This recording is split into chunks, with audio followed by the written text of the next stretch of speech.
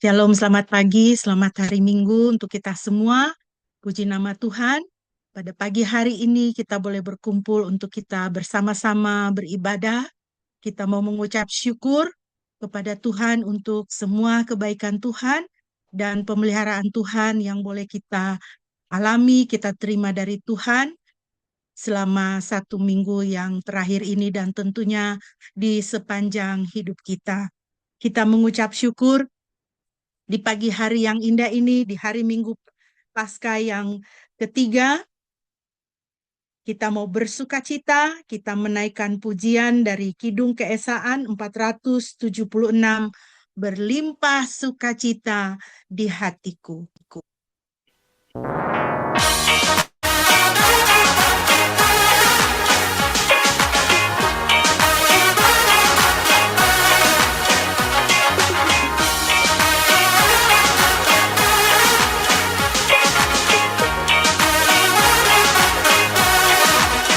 Berlimpah sukacita di hatiku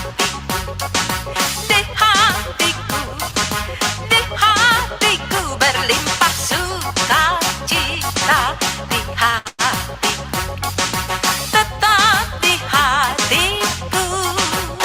Aku bersyukur, bersukacita, kasih Tuhan diam di dalamku.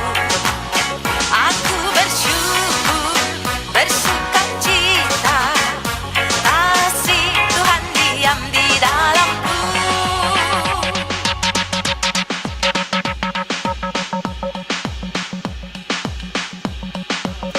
Damai sejahtera melampaui akal di hatiku, di hatiku. Damai sejahtera melampaui akal di hatiku, tetap di hatiku. Aku bersyukur, bersukacita, kasih Tuhan diam di dalamku. Aku bersyukur, bersukacita, kasih Tuhan diam di dalamku.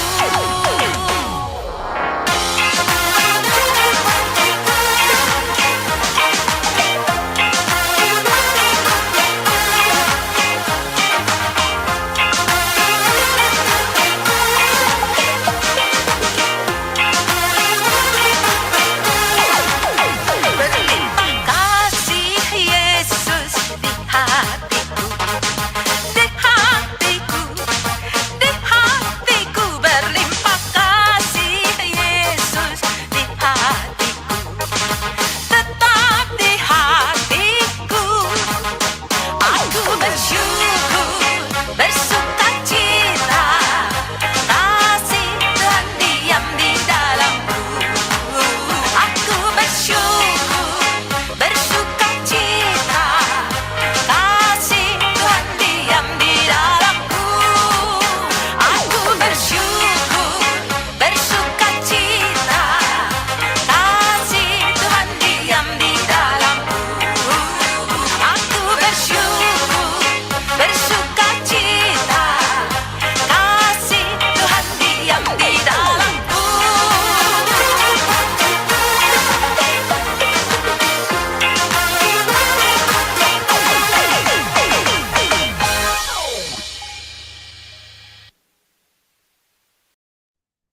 Baik, mari jemaat yang dikasihi oleh Tuhan, kita akan menabiskan ibadah kita pada pagi ini sambil kita mengingat bahwa pertolongan kita adalah di dalam nama Tuhan Yahweh, Bapa, Anak, dan Roh Kudus. Kiranya berkat dan damai sejahtera dari Yahweh, Bapa, Anak, dan Roh Kudus menyertai kita sekalian mulai saat ini sampai Tuhan kita Yesus Kristus datang kembali. Haleluya.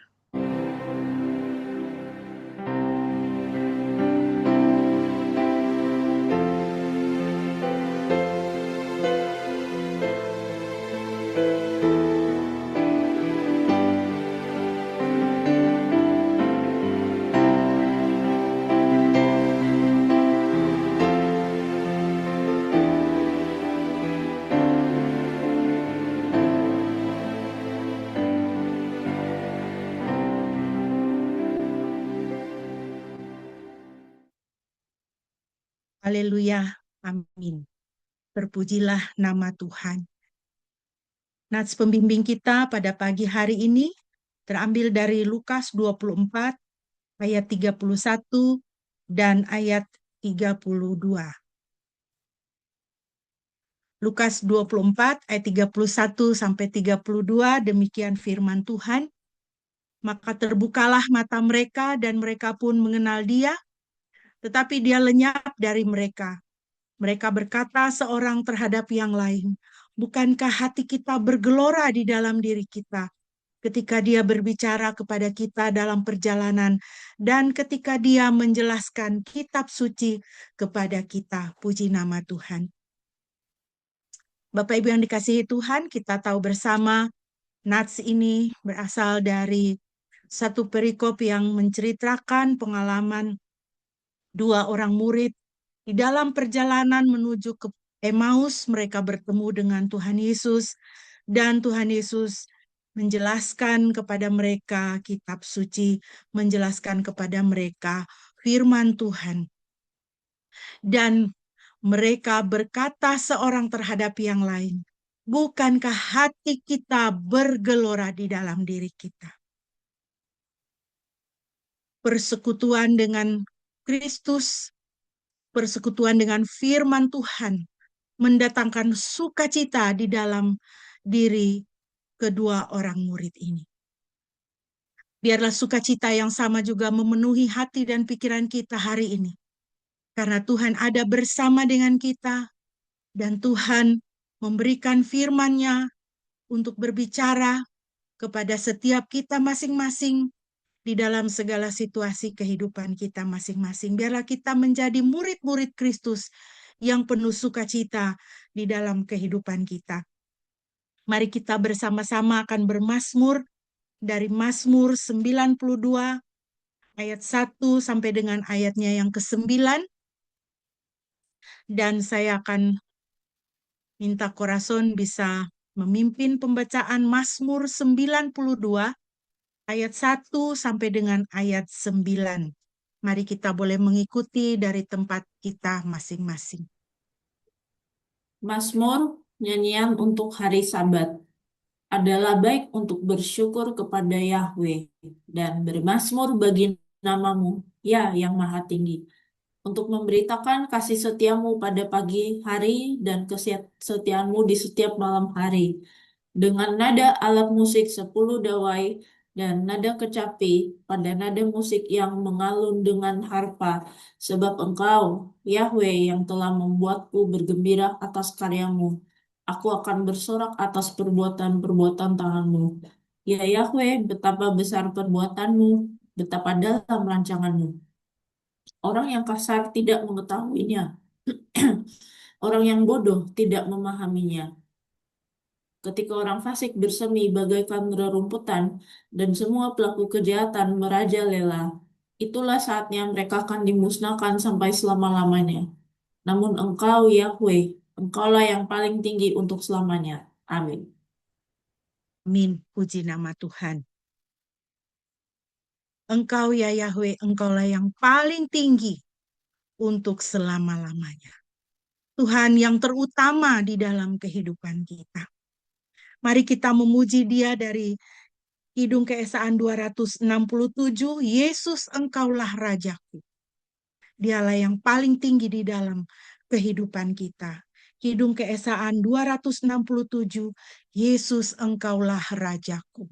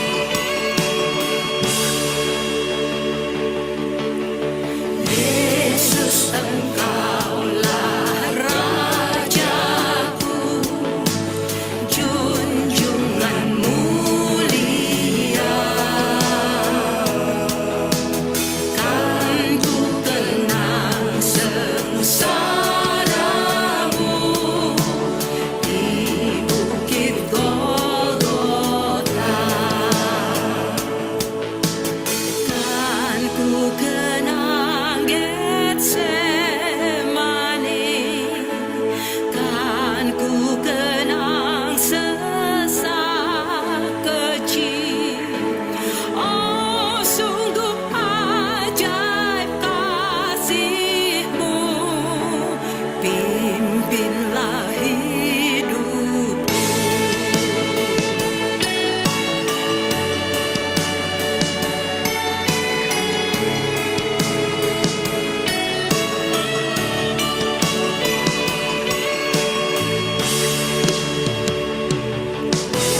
Biar ku pikul salibku,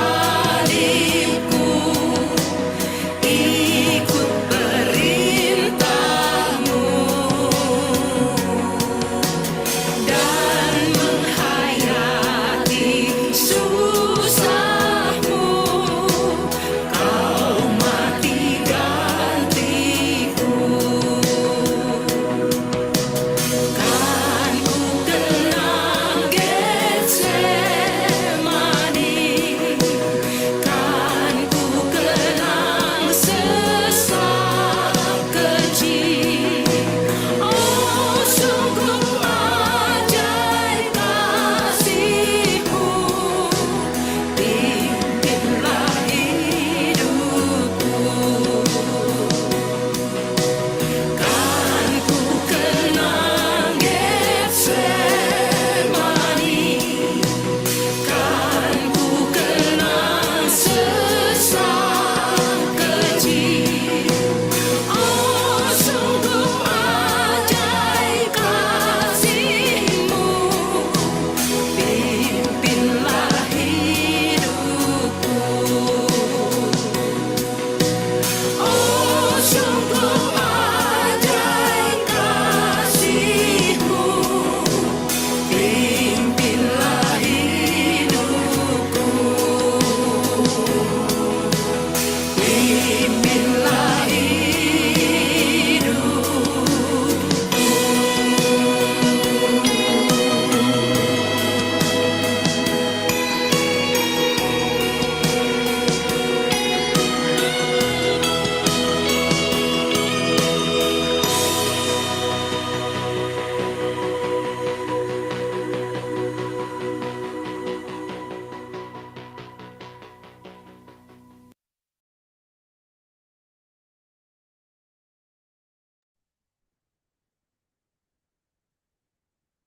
Mari kita bersatu dalam doa sebelum kita membaca dan merenungkan firman Tuhan.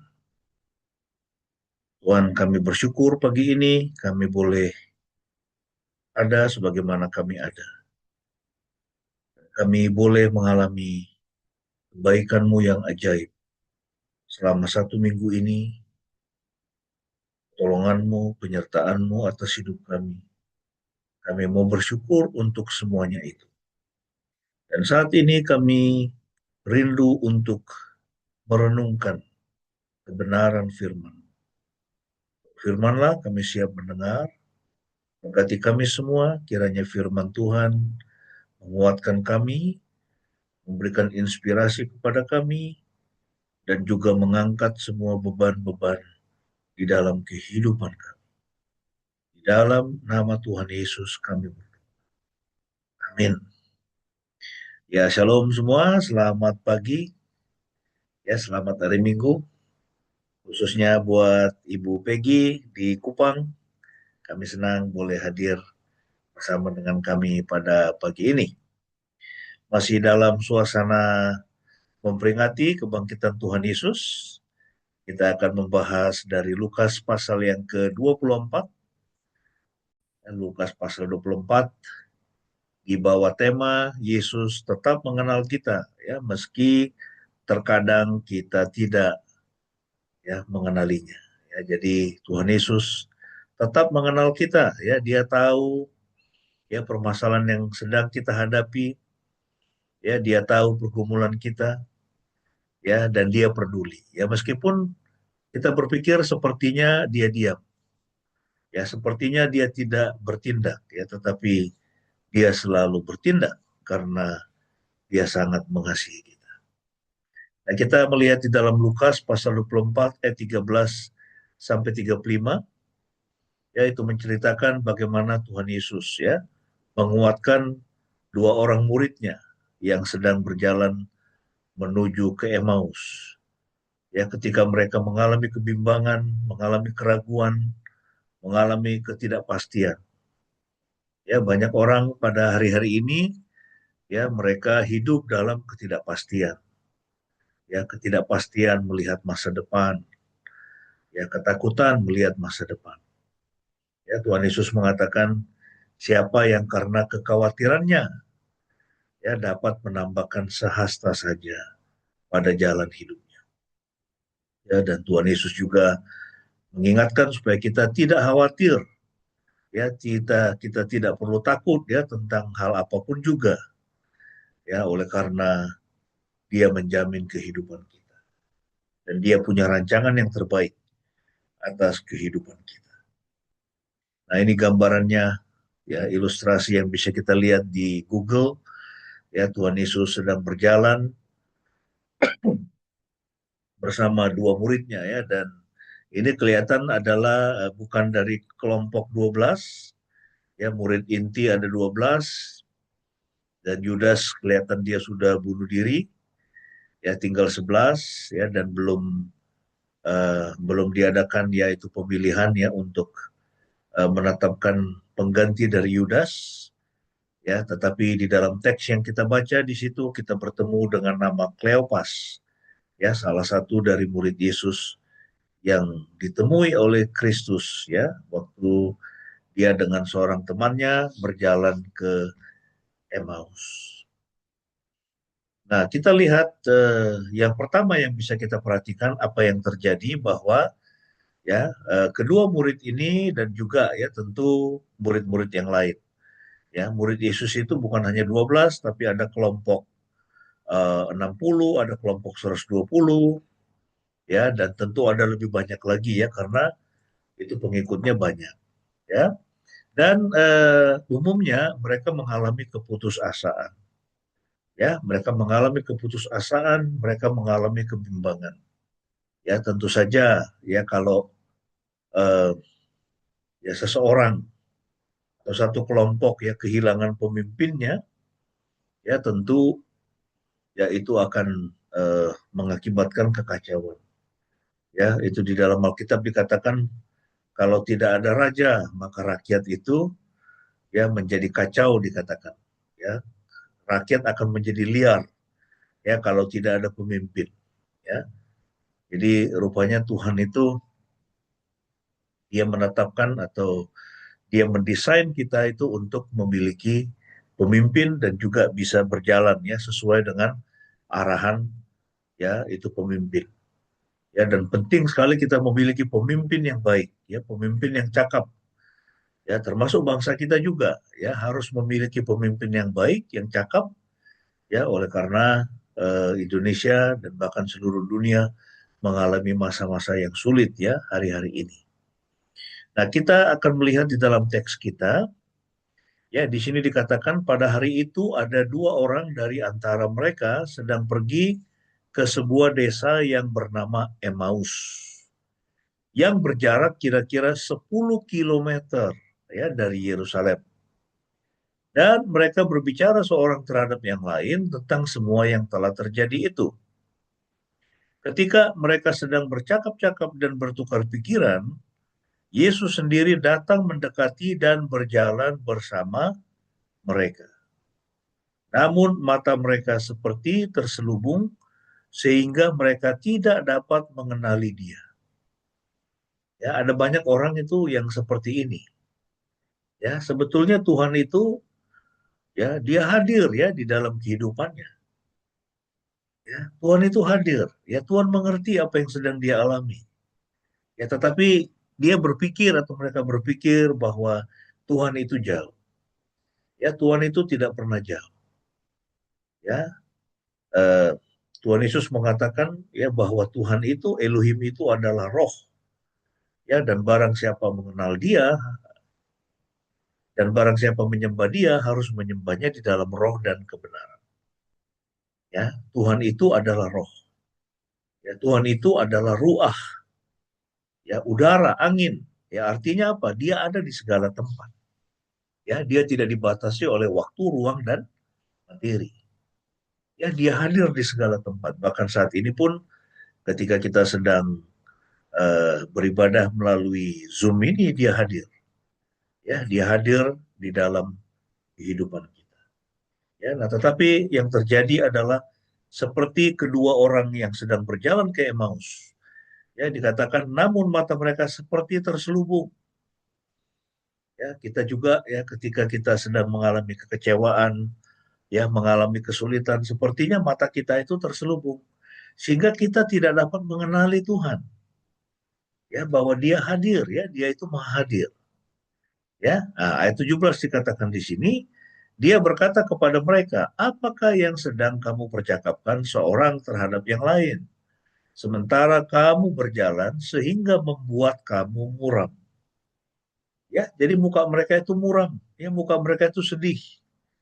Ya, mereka sedang mengalami keputusasaan, kebingungan, kebimbangan. Ya, dan seperti banyak orang hari-hari ini, ya juga mengalami seperti itu. Ayat 18. Seorang yang bernama Kleopas menjawab dan berkata kepadanya, apakah engkau satu-satunya orang asing di Yerusalem sehingga engkau tidak mengetahui apa yang telah terjadi di sana pada hari-hari ini? Ya, dia berkata kepada mereka, apakah itu? Mereka berkata kepadanya, peristiwa mengenai Yesus orang Nazaret itu. Seorang nabi yang penuh kuasa baik dalam perbuatan maupun perkataan di hadapan Elohim dan di hadapan seluruh bangsa ini. Nah, kalau kita melihat bagian ini, seolah-olah Yesus itu dia tidak tahu apa yang sedang terjadi. Ya, sebetulnya dia tahu. Dia tahu, cuma ya dia ingin mendengar langsung pengakuan dari kedua orang ini. Ya, Tuhan itu tahu apa yang menjadi permasalahan kehidupan kita. Ya, dia tahu persis. Ya, nah tetapi itu terkadang Tuhan mau kita datang kepadanya dan kita mengakui apa yang menjadi permasalahan hidup kita dan apa yang menjadi kebutuhan kita. Ya, jadi tidak perlu kita langsung marah-marah sama Tuhan, nggak perlu. Atau kecewa sama Tuhan. Sampaikan saja apa yang menjadi kebutuhan kita. Ya, dia ingin pengakuan yang jujur ya dari setiap orang apa yang menjadi permasalahan dia dan dia mau mendapatkan apa, dia menginginkan apa dari Tuhan, dia dapat menyampaikannya. Ya, nah jadi Tuhan Yesus juga seperti itu. Ya, dia itu bertanya dan dia membutuhkan pengakuan dari kedua orang ya muridnya ini.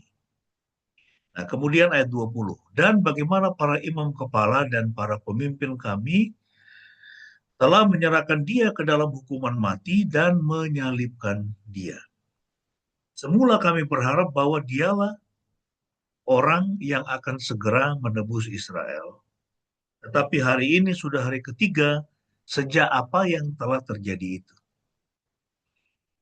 Ya, nah jadi kita lihat di sini apa yang menjadi pengharapan dari itu para murid, ya itu sama juga seperti Yudas, ya berharap bahwa Yesus itu adalah seorang pemimpin militer yang akan melepaskan mereka dari penjajahan ya bangsa Roma.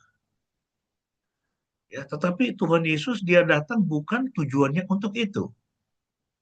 Ya, Tuhan Yesus datang untuk apa? Menyelamatkan umatnya ya dari dosa mereka.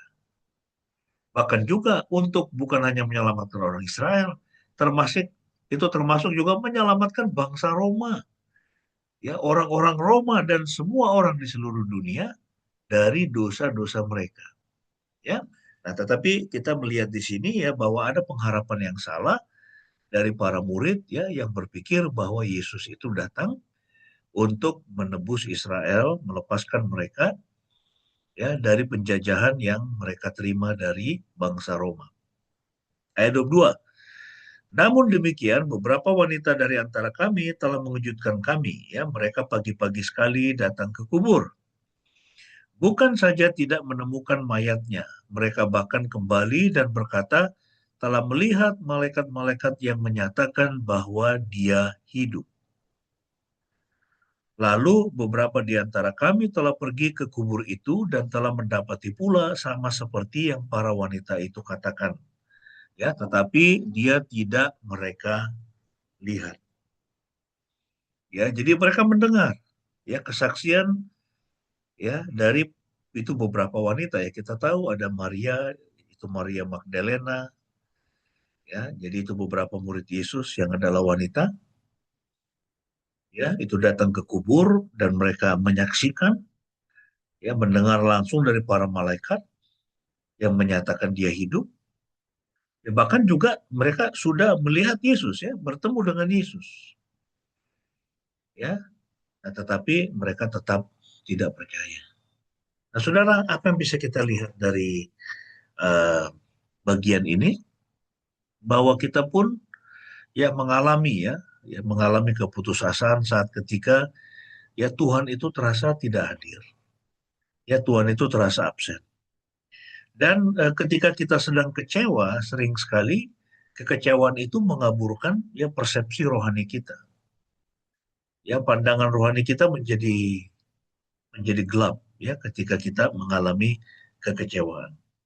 Ya dan juga sama seperti para murid ya, dua orang murid ini ya itu juga menggambarkan kehidupan kita ya, kita bagaikan membaca separuh cerita saja lalu berasumsi bahwa akhirnya itu adalah tragis. Ya akhirnya tragis ya, tetapi Tuhan tidak pernah merancangkan hidup kita seperti itu. Ya Tuhan merancangkan hidup kita adalah hidup yang penuh dengan kemenangan. Nah, kemudian kita lihat bagaimana Tuhan Yesus hadir ayat 25 sampai 26.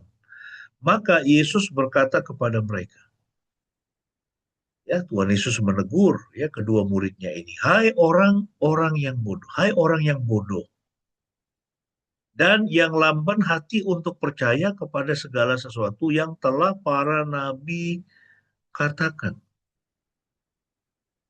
Ya, mereka itu bodoh, mereka itu lamban hati. Kenapa? Karena mereka tidak mengerti apa yang sudah disampaikan oleh para nabi. Ya, ini murid-murid Yesus, mereka ini umumnya adalah orang-orang Yahudi. Mereka tahu isi perjanjian lama. Mereka tahu isi kejadian sampai kitab Maleaki. Dan bahwa kejadian sampai Maleaki itu berbicara atau merujuk tentang kedatangan Mesias. Mengantisipasi kedatangan Mesias, bahwa Mesias itu akan datang.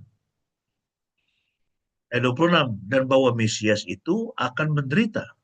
Ya, sebelum dia masuk dikatakan ke dalam kemuliaannya. Bukankah Mesias memang harus menderita semua itu untuk masuk ke dalam kemuliaannya? Ya, Tuhan Yesus sampaikan kepada para murid bahwa Mesias harus menderita dulu. Dan ya, kalau Anda membaca Injil Markus sebanyak 3 kali, ya 3 kali Tuhan Yesus sudah memberitahukan kepada para murid ya bahwa dia akan ditangkap, bahwa dia akan disalibkan, bahwa dia akan mati. Ya, tetapi bahwa dia akan bangkit pada hari yang ketiga. Ya, tetapi tidak ada dari para murid itu yang percaya. Ya, kelompok 12 itu nggak ada yang percaya, kelompok 60 tidak ada yang percaya, kelompok 120 nggak ada yang percaya, dan yang di luar itu juga tidak ada yang percaya. Ya, mereka tidak percaya dengan apa yang dikatakan oleh Alkitab. Mereka tidak percaya apa yang sudah dinubuatkan oleh para nabi. Ya, nah saudara, ini masalah di dalam kehidupan manusia. Ya, bukan hanya pada masa lalu, tetapi juga saat ini. Ya, manusia modern juga sama punya masalah yang sama, yaitu apa? Tidak memiliki iman. Ya, sulit untuk bisa percaya. Ya, nah saudara, itu padahal itu firman Tuhan mengatakan apa? Bahwa hidup kita ini adalah karena percaya, bukan karena melihat. Kalau kita melihat situasi dunia, kita menjadi tawar hati. Ya, kita mendengar itu bagaimana kenaikan ya dari bahan bakar non subsidi yang begitu mengerikan sekali, ya kan? Ya, dari 12.000, 13.000, tiba-tiba melompat menjadi 24.000, 23.000 sekian. Ya, lalu kemudian rupiah yang anjlok menjadi 17, di atas 17.000 terus sekarang. dan prediksi-prediksi negatif apa yang akan terjadi. Ya. Lalu kemudian banyak orang menjadi bimbang, orang menjadi ragu, orang menjadi khawatir. Ya, Tuhan Yesus mengatakan, pandang burung-burung di ladang, tidak menabur, tidak menuai, tapi diberi makan oleh Bapa. Ya, tanpa iman, kita tidak mungkin bisa berkenan kepada Tuhan. Kalau kita mau datang kepada Tuhan, kita harus percaya bahwa Dia ada. Dan bahwa Dia akan memberikan upah bagi orang yang sungguh-sungguh ya mencari Dia.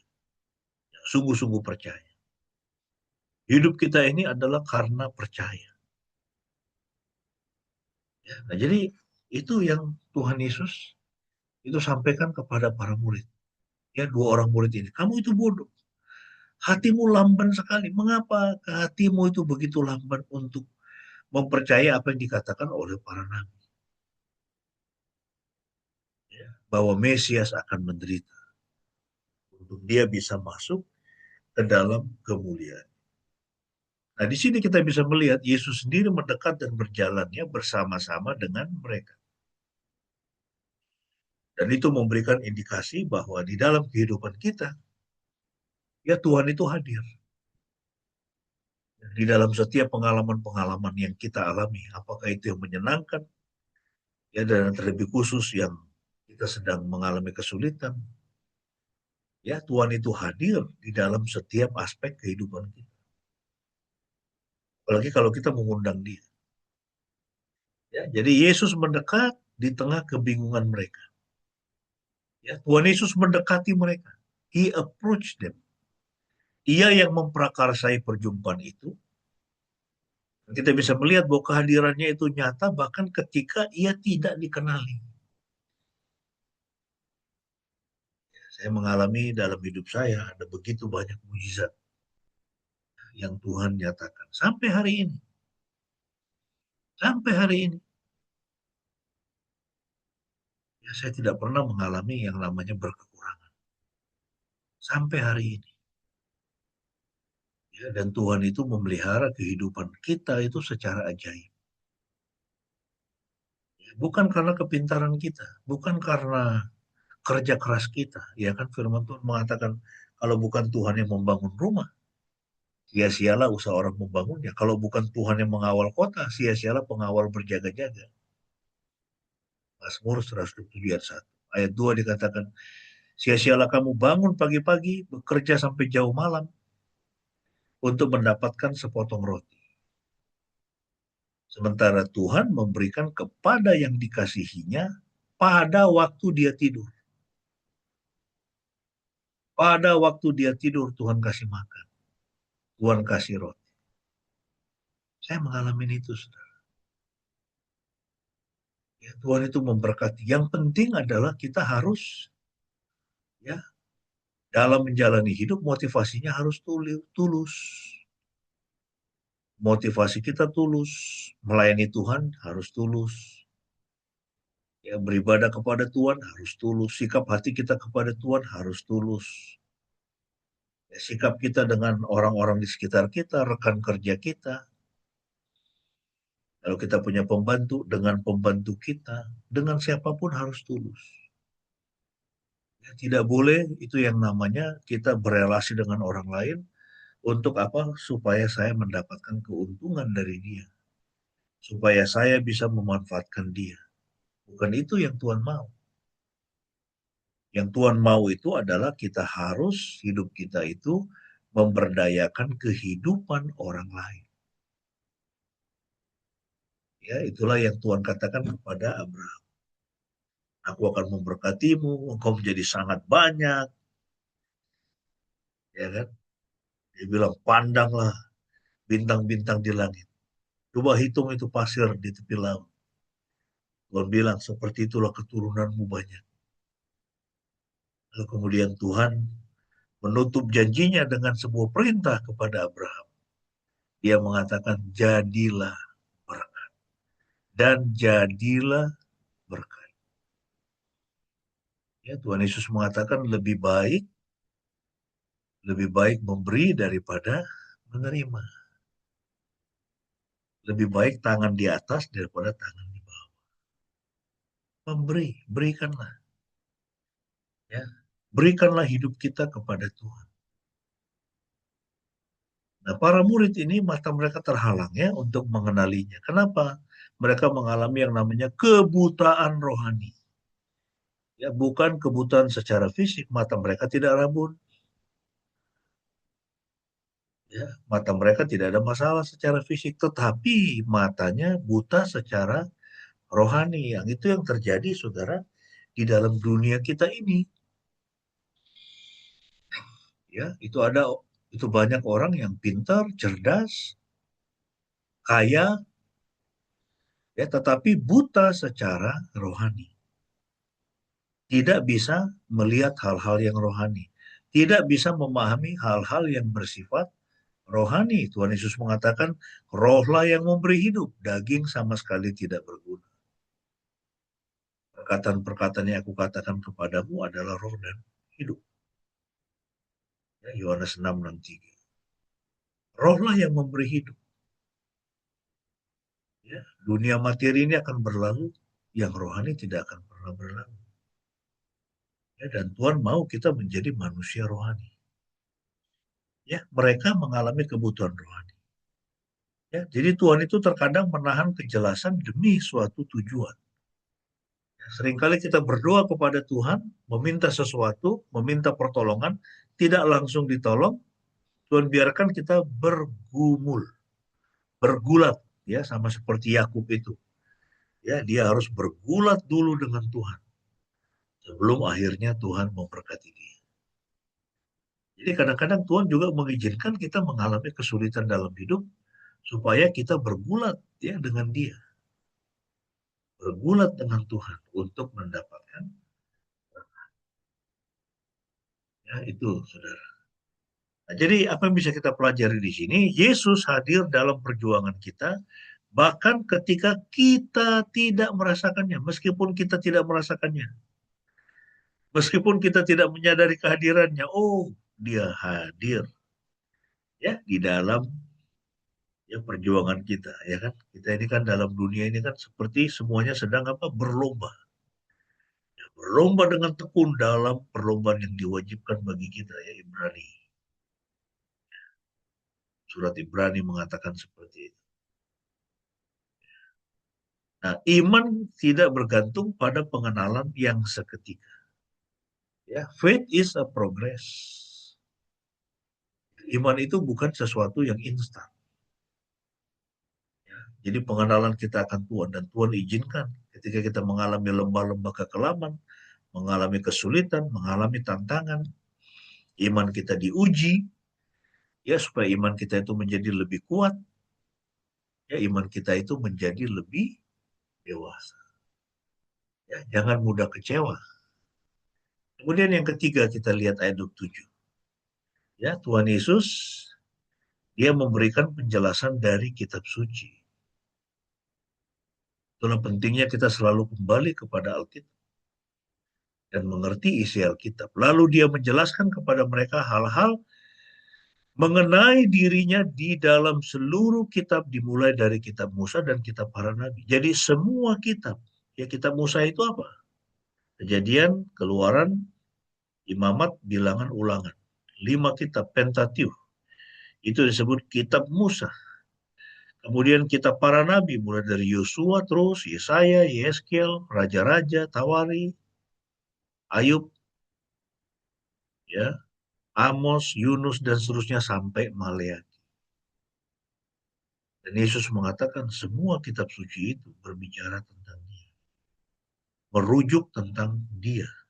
Merujuk tentang kedatangan Mesias. Ya, dimulai dari Musa dan semua nabi. Yesus meluruskan kesalahpahaman mereka. Ya, dia mengatakan kamu itu lamban hati untuk percaya. Akar masalahnya apa? Kurangnya iman kepada firman Tuhan. Ya, tidak percaya kepada isi Alkitab. Ya, firman Tuhan itu adalah tuntunan kehidupan kita. Daud mengatakan firman-Mu adalah pelita bagi kakiku dan terang bagi jalanku. Dan ingat bahwa Tuhan dia selalu bekerja di dalam koridor firman-Nya. Dia tidak pernah keluar dari kebenaran firman-Nya. Dia selalu bertindak sesuai dengan firman-Nya. Kalau dia mengatakan, aku tahu rancangan apa yang ada padaku, mengenai kamu, yaitu rancangan damai sejahtera untuk memberikan masa depan yang penuh dengan pengharapan, maka dia akan melakukan sesuai dengan yang dia katakan. Tuhan kita itu Tuhan yang sangat konsisten. Makanya kita juga jadi orang nggak boleh mencela-menceli. Harus jadi orang yang konsisten juga.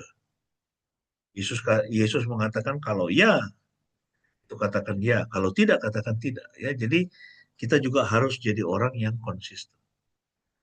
Ya, kurangnya iman kepada firman Tuhan. Mereka tidak percaya kepada firman Tuhan. Penderitaan adalah bagian dari rencana Elohim. Mesias harus menderita sebelum mencapai kemuliaan. Jadi salib itu bukanlah sebuah kegagalan, melainkan salib itu adalah sebuah penggenapan. Ya, karena memang Yesus dia sebagai anak domba Elohim, memang misi utamanya kan untuk mati di kayu salib. Sebagai apa? Sebagai korban.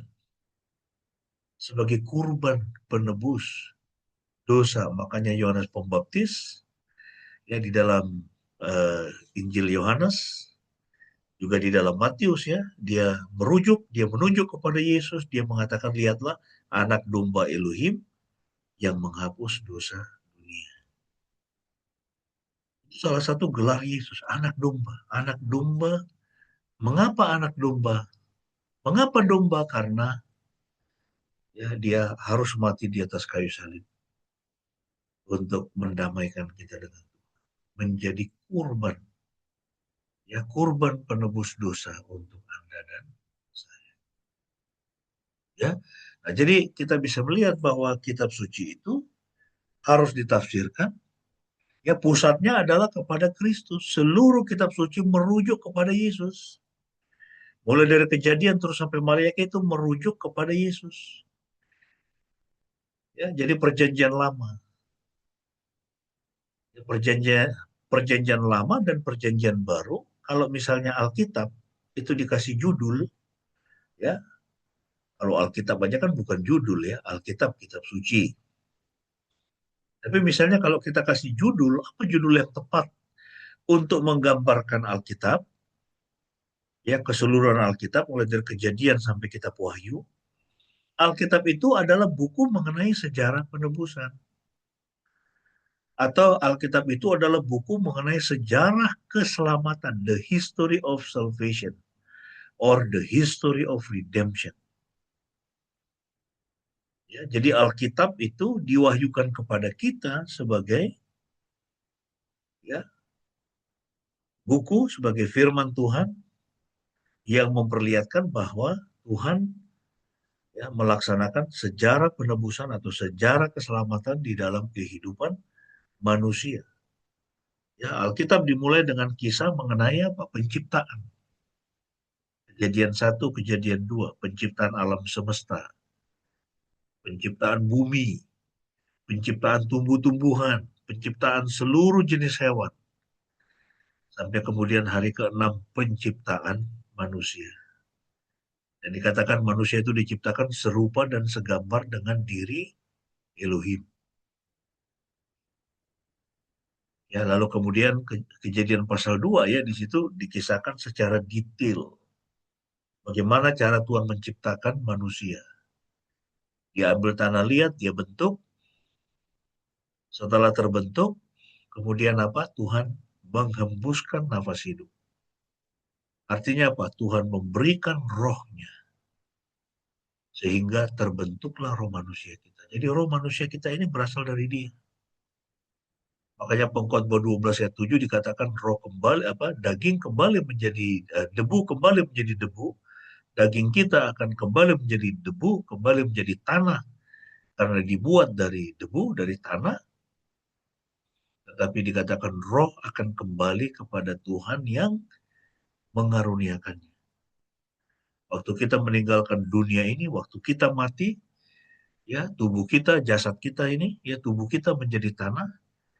Tapi roh kita, dia akan kembali kepada Tuhan dengan membawa cermin dari jiwa kita.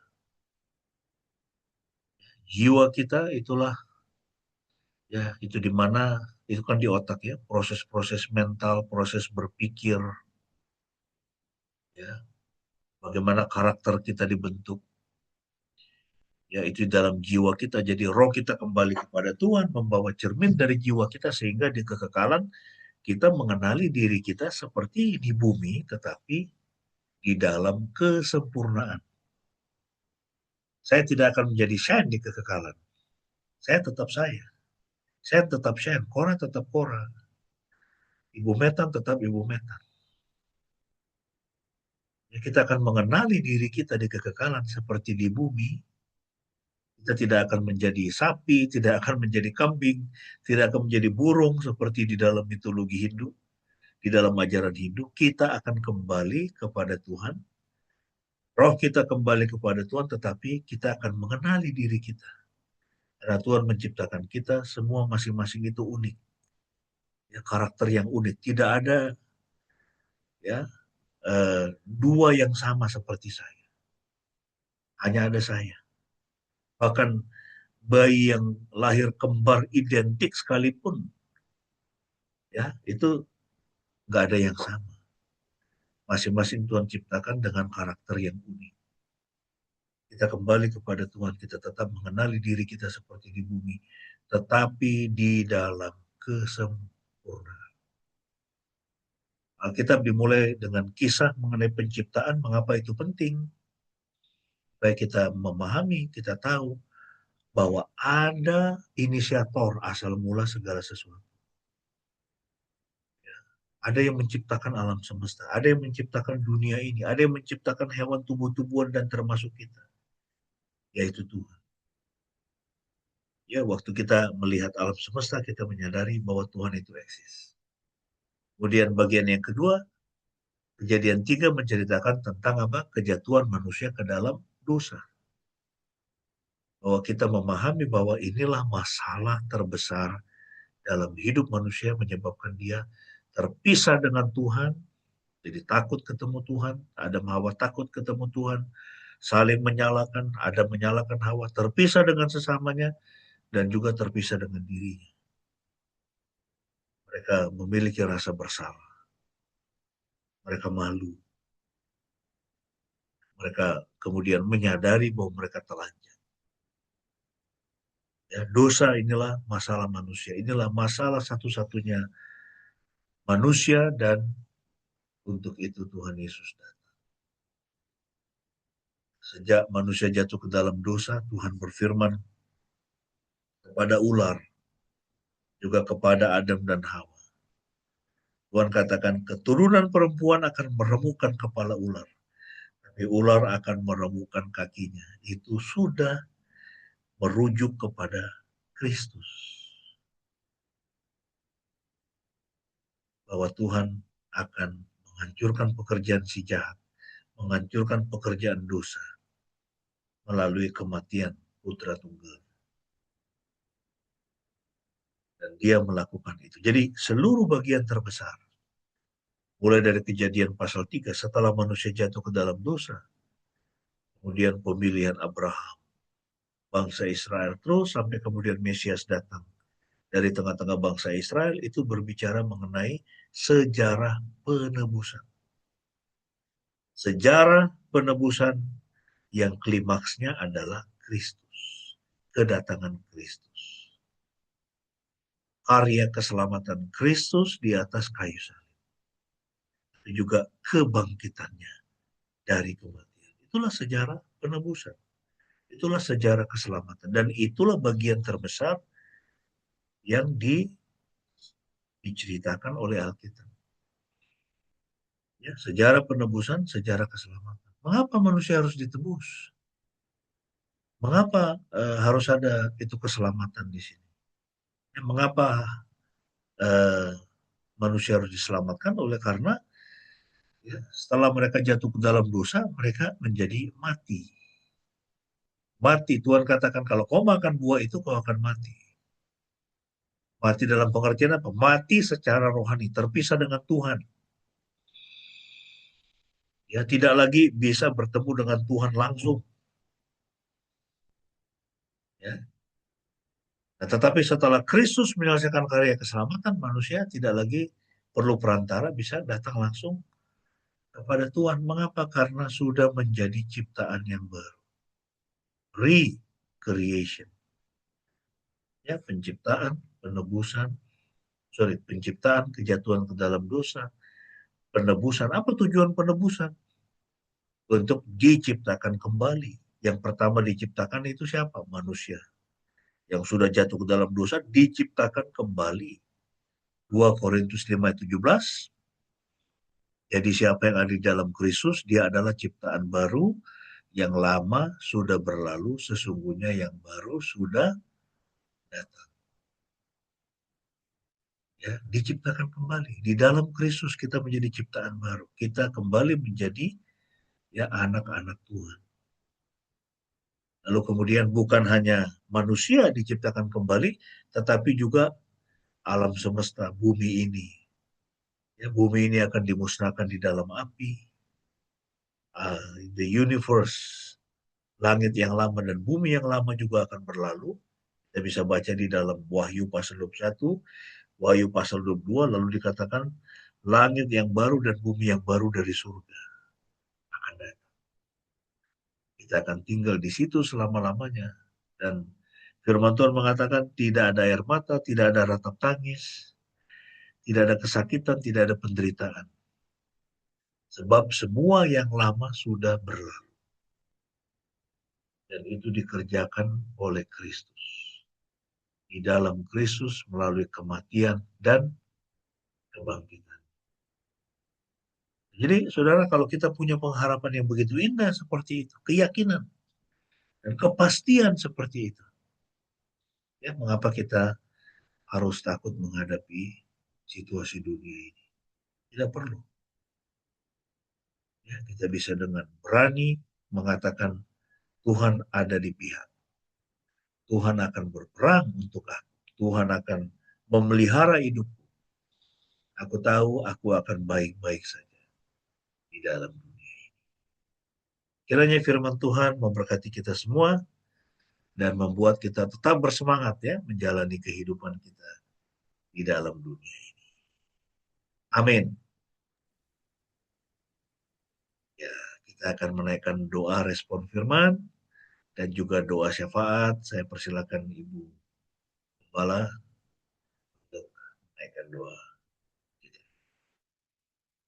Baik, kekasih-kekasih Tuhan, mari kita bersatu hati, kita menghadap Tuhan di dalam doa. Bapa di surga, kami mengucap syukur Tuhan pada pagi hari ini. Kami boleh bersama-sama berkumpul untuk beribadah, mengucap syukur atas kebaikan Tuhan dalam hidup kami, pemeliharaan Tuhan yang begitu sempurna. Kami mengucap syukur untuk firman-Mu yang boleh kami baca dan kami renungkan pada pagi hari ini. Terima kasih Tuhan. Melalui firman Tuhan, Tuhan mengingatkan kembali kepada setiap kami bahwa Tuhan ada bersama dengan kami. Tuhan tidak pernah meninggalkan kami. Ketika kami mengalami kebingungan, ketika kami mengalami keputusasaan, ketika kami punya banyak pertanyaan yang pikiran kami tidak bisa menjawab dan kami tidak tahu apa yang harus kami lakukan. Tuhan sebenarnya ada bersama-sama dengan kami. Tuhan tidak pernah meninggalkan kami dan kami mengucap syukur Tuhan seperti para murid, kedua murid di jalan menuju ke Emmaus. Tuhan tahu apa yang menjadi pergumulan dan permasalahan mereka. Tuhan tahu apa yang menjadi kegelisahan hati mereka. Oleh karena mereka lupa akan firman Tuhan, mereka tidak mengerti akan firman Tuhan, Tuhan tahu. Dan kami bersyukur, Tuhan, Engkau adalah Tuhan yang peduli. Engkau datang, Engkau menampakkan diri kepada mereka untuk melayani mereka, untuk menguatkan lagi iman mereka, untuk mengangkat mereka dari keputusasaan dan keraguan-raguan, sehingga hati mereka dipenuhi dengan sukacita. Kami bersyukur Tuhan, pada pagi hari ini kami yakin dan percaya bahwa Engkau melawat kami, Engkau telah melawat kami, dan Engkau menghibur kami di tempat di mana kami berada sekarang. Engkau mau menguatkan kami kembali, seperti halnya yang Engkau katakan kepada Petrus, aku telah berdoa untukmu, supaya imanmu tidak gugur. Terima kasih Tuhan, kami sungguh mengucap syukur. Kami menyerahkan setiap kami ke dalam tangan kasih pemeliharaan-Mu ya Bapa, karena kami percaya Tuhan, di dalam dunia ini kami dipelihara oleh nama Bapa yang Maha Kudus. Kami sungguh mengucap syukur. Bapa, kiranya Engkau boleh melawat setiap kami, setiap rumah tangga, setiap keluarga pada pagi hari ini Tuhan. Dan biarlah kami boleh kembali dikuatkan, kami boleh kembali diteguhkan, kami boleh kembali mendapatkan sukacita dan damai sejahtera di dalam kehidupan kami sebagai anak-anak Tuhan. Terima kasih Bapa di dalam surga. Kami berdoa untuk jemaat-Mu pada pagi hari ini Tuhan. Kami mengucap syukur untuk Ibu Peggy yang telah menjalani operasi kemarin. Kami berterima kasih operasi boleh berjalan dengan lancar dan speed recovery di dalam nama Tuhan Yesus. Keberadaan Ibu Peggy di rumah sakit boleh menjadi berkat untuk setiap orang yang ada di sana. Kami memberkati para dokter, kami memberkati para perawat, semua tenaga medis yang merawat Ibu Peggy pada saat ini. Kami berkati di dalam nama Yesus. Kami berkati rumah sakit, kami berkati setiap orang yang Tuhan izinkan bertemu dengan Ibu Peggy di rumah sakit, kami berkati di dalam nama Tuhan Yesus. Biarlah keberadaan kami sebagai anak-anak Tuhan, dimanapun kami berada, dalam situasi apapun yang Tuhan izinkan kami boleh melalui, kami tetap menjadi berkat, kami tetap boleh Tuhan pakai untuk menjadi saksi bagi nama Tuhan Yesus, sehingga ada jiwa-jiwa yang boleh ditolong, ada jiwa-jiwa yang boleh diselamatkan, ada jiwa-jiwa yang boleh kembali mengalami Kristus di dalam kehidupan mereka. Terima kasih Tuhan. Kami berdoa untuk setiap kami, untuk Opa Effendi di dalam masa tuanya, Tuhan berkati, Tuhan berikan kesehatan. Untuk Ci Erni juga, untuk Eli juga, di dalam pekerjaannya Tuhan berkati. Untuk Corazon dan Shine di dalam pekerjaannya, menata masa depannya Tuhan berkati. Untuk Ibu Metan dan keluarga, Tuhan berkati Kelvin dan Melvin dan juga dengan Pak Hin. Di dalam kesehatannya Tuhan berkati. Tuhan berkati usaha mereka. Tuhan berkati anak-anak di dalam studi mereka masing-masing. Juga untuk Ibu Debbie dan keluarga, Tuhan berkati. Terima kasih Tuhan, kami sungguh mengucap syukur setiap kami, baik yang muda sampai yang tua, di dalam nama Yesus. Tuhan pegang, Tuhan tutup bungkus semua kami dengan darah kudus Kristus. Kami percaya Tuhan, tidak ada satu rancangan kejahatan, kecelakaan, kesakitan, serangan-serangan panah berapi dari si jahat yang mau menyakiti anak-anak-Mu yang akan berhasil. Tidak ada senjata yang dirancang oleh si jahat akan berhasil atas hidup kami. Dipatahkan di dalam nama Tuhan Yesus. Terima kasih Bapa di dalam surga. Kesembuhan, kebahagiaan, sukacita, damai sejahtera, kekuatan, pengharapan iman adalah bagi anak-anak Tuhan. Terpujilah nama-Mu Bapa, di dalam nama Yesus Kristus kami menyerahkan setiap anak-anak-Mu pada pagi hari ini. Di dalam nama Tuhan Yesus, Tuhan kami yang hidup dan menang, Juru Selamat yang mengasihi kami dengan kasih yang kekal, kami berdoa dan kami mengalaskan doa kami. Di dalam nama Tuhan yang mengajarkan kami berdoa demikian. Bapa kami yang di surga, dikuduskanlah nama-Mu. Datanglah kerajaan-Mu, jadilah kehendak-Mu di bumi seperti di surga. Berilah kami pada hari ini makanan kami yang secukupnya. Dan ampunilah kesalahan kami seperti kami juga mengampuni orang yang bersalah kepada kami. Dan janganlah membawa kami ke dalam pencobaan, tetapi lepaskanlah kami dari yang jahat. Karena Engkaulah yang empunya kerajaan dan kuasa dan kemuliaan kemuliaan sampai selama-lamanya. Amin. Bapak Ibu yang dikasihi Tuhan, mari kita bersama-sama mengucapkan pengakuan iman kita di hadapan Tuhan dan di hadapan sesama kita. Kita mengucapkan pengakuan iman kita supaya kita boleh kembali terus dikuatkan, diteguhkan di dalam iman percaya kita. Mari bersama-sama kita berkata demikian. Aku percaya kepada Elohim, Bapa yang Maha Kuasa, Khalik langit dan bumi, dan kepada Yesus Kristus, anaknya yang tunggal Tuhan kita, yang dikandung dari Roh Kudus, lahir dari anak darah Maria, yang menderita sengsara di bawah pemerintahan Pontius Pilatus, disalibkan, mati, dan dikuburkan, turun ke dalam kerajaan maut. Pada hari yang ketiga bangkit pula dari antara orang mati, naik ke sorga, duduk di sebelah kanan Elohim, Bapa yang Maha Kuasa, dan dari sana ia akan datang untuk menghakimi orang yang hidup dan yang mati. Aku percaya kepada Roh Kudus, gereja yang kudus dan persekutuan orang kudus, pengampunan dosa, kebangkitan tubuh, dan hidup yang kekal. Amin. Kekasih-kekasih Tuhan, sebelum kita akan mengakhiri ibadah kita pada pagi hari ini dan kita akan menerima berkat, mari kita kembali memuji Tuhan dari Kidung Keesan 497, di badai topan dunia, Tuhanlah perlindungan.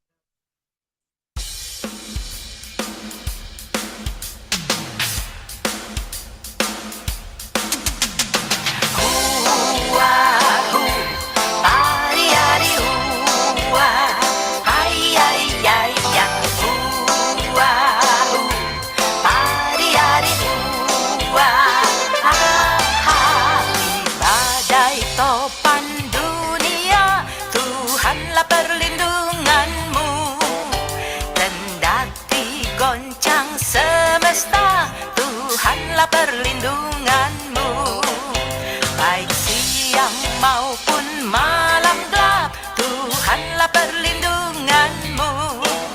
Niscaya takutmu lenyap, Tuhanlah perlindunganmu.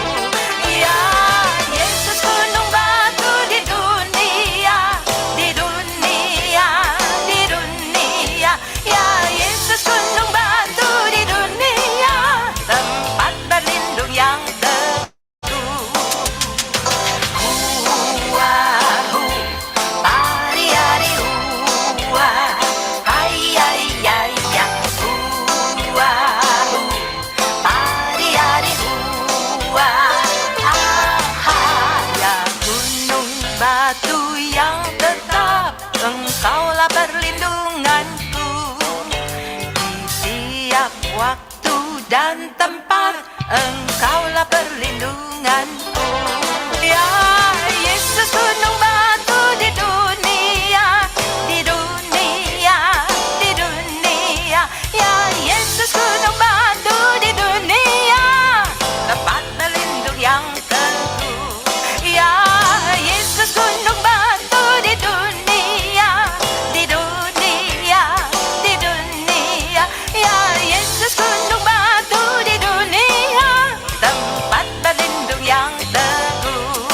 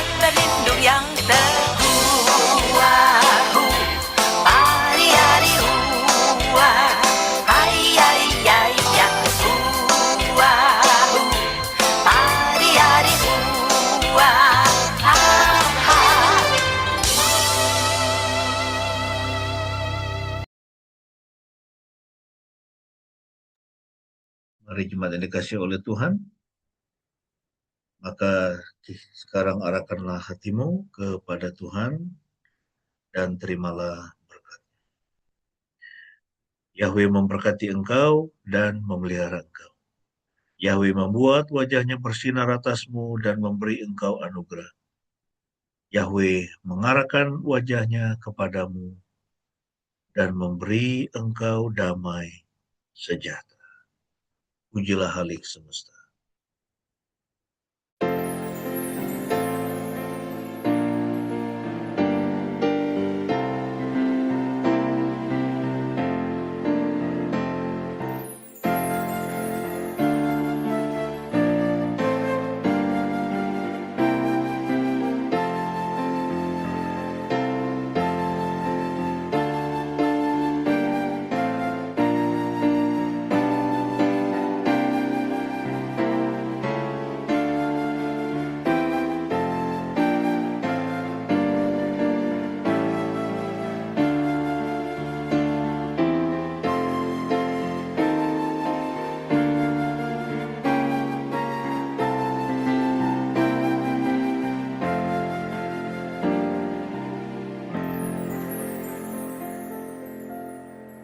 Amin. Mari kita masuk dalam saat teduh.